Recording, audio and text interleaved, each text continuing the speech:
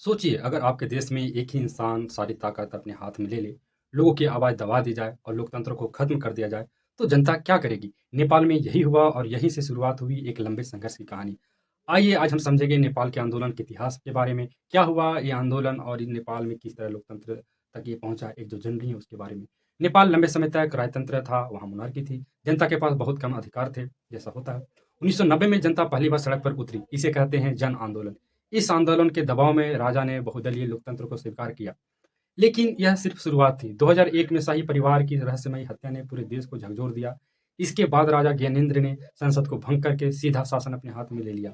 जनता नाराज थी, बेरोजगारी बढ़ रही थी, भ्रष्टाचार फैला हुआ था और आवाज उठाने वालों को दबाया जा रहा था। फिर आती है 2006, इनमें लाखों लोग जो है कर्फ्यू तोड़कर सड़क पर उतरते हैं। यह फिर से एक जन आंदोलन था। इतना दबाव बनाया कि राजा को झुकना पड़ा, संसद को दोबारा बहाल करना पड़ा। आंदोलन का असर इतना गहरा था कि 2008 तक नेपाल में राजशाही पूरी तरह से खत्म कर दी गई। देश बना संघीय लोकतंत्र, गणराज्य नेपाल का स्थापना हुआ। यानी अब राजा नहीं बल्कि जनता चुने हुए प्रतिनिधियों के जरिए सत्ता चलाती है। नेपाल के ये आंदोलन सिर्फ वहां तक सीमित नहीं थे। श्रीलंका में महंगाई और भ्रष्टाचार के खिलाफ जनता राष्ट्रपति को सत्ता से बाहर कर चुकी है। बंगाल में भी छात्र और नौजवानों ने हाल ही में बड़े आंदोलन किए हैं। इससे साफ है कि जब जनता तंग आती है तो कोई भी सत्ता टिक नहीं सकती।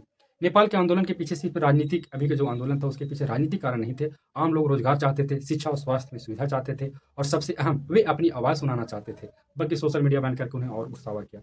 इस आंदोलन ने नेपाली समाज को यह एहसास कराया कि लोकतंत्र जनता का हक है, किसी राजा को नहीं। नेपाल की कहानी हमें यह सिखाती है कि लोकतंत्र कहीं से मिली नहीं है, यह जनता अपने संघर्षों और बलिदानों से बनाती है, इसे हासिल करती है, इसे स्थापित करती है।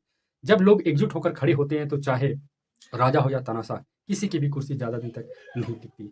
आंदोलन किसी सरकार को गिराने वाले बुलडोजर की तरह होते हैं, जो पुरानी व्यवस्था को खत्म कर सकते हैं, लेकिन वो खुद एक नई इमारत बनाने वाले आर्किटेक्ट नहीं बन सकते।